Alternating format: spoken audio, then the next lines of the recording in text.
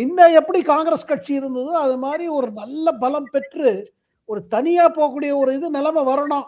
அடுத்த 5 ஆண்டு காலத்திலே 10 ஆண்டு காலத்திலே அவர் அந்த இத சொல்லிட்டு இருக்காரு. ஆனா இதுல பிரச்சனை எங்க வருது பார்த்தீங்கன்னா, காங்கிரஸ் கட்சியோட கட்டமைப்பு இருக்கு பாருங்க. அது ம். பீகாரா இருக்கட்டும், தமிழ்நாடு இருக்கட்டும்னா அது அப்படியே தேஞ்சு போயிடுச்சு.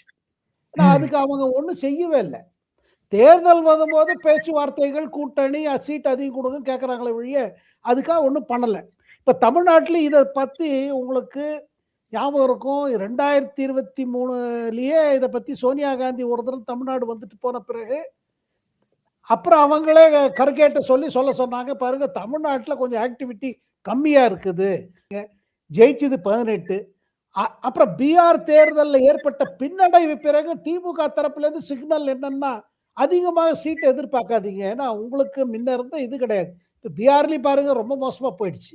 அப்புறம் உங்களுக்கு அந்த இடத்த குடுத்துட்டு, அந்த இடத்த வந்து எதிர்க்கட்சிகள் அதுல ஜெயிச்சுட்டாங்கன்னா, எங்களுக்கு லாஸ் ஆயிடும். ம். அதனால அவங்க சொல்லுது என்னன்னா, நீங்க உங்களுக்கு சீட்டு வேணும்னா எங்க உதயசூரியன் இதுல நில்லுங்க. அந்த மாரி சின்ன கட்சிகள் சொல்லும்போது காங்கிரஸ்க்கு அந்த மாரி இண்டிகேட் பண்றாங்க. ம். எங்க நீங்க ஏன்னா உங்களுக்கு அவ்வளவு ஸ்ட்ரெங்த் கிடையாதுன்னு. இத வந்து மேல பிடிக்கிறது இல்ல. இத மேல வந்து பார்த்தீங்கன்னா, இது இல்ல.